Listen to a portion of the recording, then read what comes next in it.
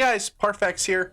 Today I want to bring you a video on the upcoming expansion Blackwood and a couple things that I think are really extremely important to note about the expansion coming up. So right now it is the 16th and we're waiting for the companions reveal, and they're going to go into more in depth about them, and I can't wait to watch it. But I stumbled across this website, esohub.com, and they were talking about stuff coming in Blackwood, and I got to reading it. And I got to a couple points I thought were extremely important. They're going to be kind of a game changer for the Elder Scrolls Online. Okay, so we all know there's a couple new things coming. There's a new zone. We got the, of course, we're going to have a new tutorial experience. We always do for every expansion. We have Oblivion portals, all these things, companions, which we'll find out more about today. But I really want to touch on a couple specific things. First, we have a couple Antiquities coming. These are all pretty cool. There's a Gathering one, which is going to be really good. That's cool. We're going to scroll down here. First, we're going to go to the champion point changes, and I think this is great. This is absolutely amazing. We don't know to what extent it's going to be, but basically this is going to say that in order to become... get to the point in your champion points where the more champion points you get, it's not giving you any more power, but it's just giving you more quality of life, and the ability to swap them out without respecking is going to go down. Now, we won't know until we get on the PTS what that exactly will be. That'll mean you won't have to get to 1600 champion points, which it's typically said right now is the point where you can get all the passives and slot all your notables, and then everything else above that is just going to be some quality of life to where you can just swap them on the fly without having to pay any gold. It's going to be lower. I don't know what it's going to be. Once it comes out on the PTS, we'll be able to find that out. One huge thing is these proc set changings. So what it's basically saying here is that proc sets are now going to scale off of your stats instead of just being, as they say here, free damage and free survivability. What that means is it says here, damage sets will scale off of spell or weapon damage, whichever is higher, and healing sets will scale off of maximum health or maximum magicka or stamina, whichever one's higher.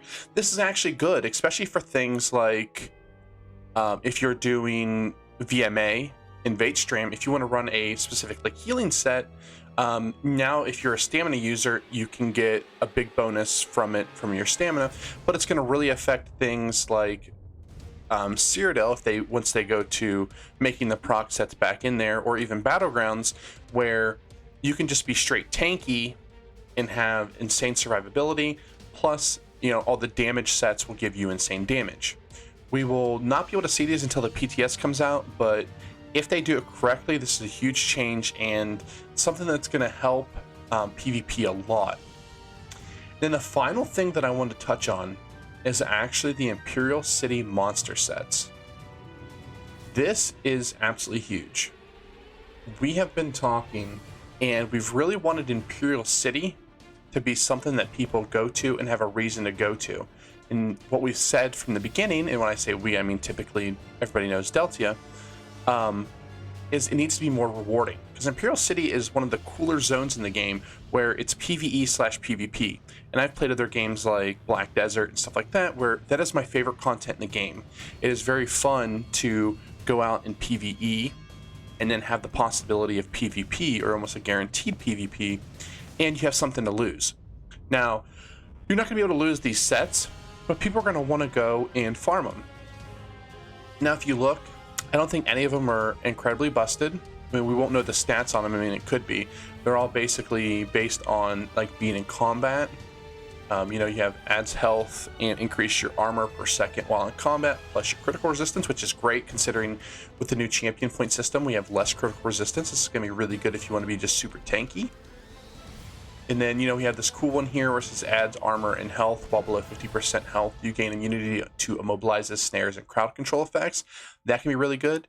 I've encountered a build where somebody stayed on low health the entire time, and that could be pretty insane for that.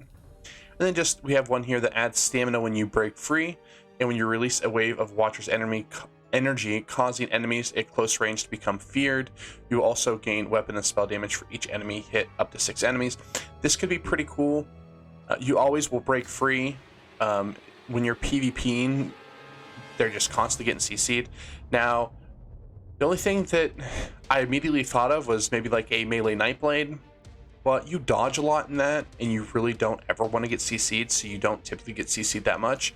But still, even then, you're going to get CC'd, and this could be an AoE fear, and could be pretty cool. Just depends on how much weapon and spell damage you get for each enemy hit. I don't know if this would be game-breaking for like Battlegrounds, but it probably could be cool for your 1vx builds. Okay, that's kind of what I want to talk about. Also, this set right here, the Hist Whisperer, looks pretty cool for being a 3 trait. It adds resource regeneration and restores resources upon light and medium attacks, which when you're learning the game, that's one thing you want to try to make sure you do is do light attack weaving.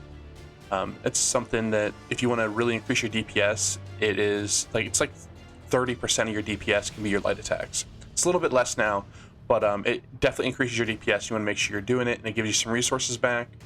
And then if you deal damage with a fully charged heavy attack, attacks will double the amount of resources gained, which is really cool. It's a great sustain set. It'll be good for, especially like if you're leveling your gear, maybe it might be something good you can run in like VMA or just doing your solo builds. And for 3 traits, it's pretty cool.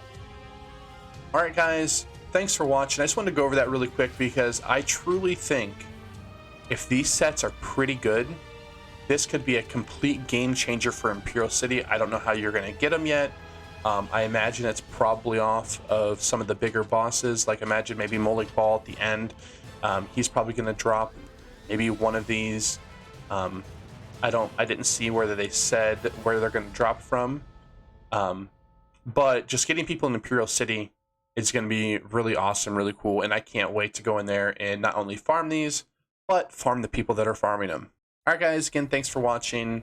Like, comment, subscribe, dislike, all that good stuff. Comment down below what you're super excited for. I can't wait for this upcoming ESL live event coming up in about 3.5 hours. And let me know in your comments below everything about this, what you like, what you don't like. And I'll talk to you soon. Bye.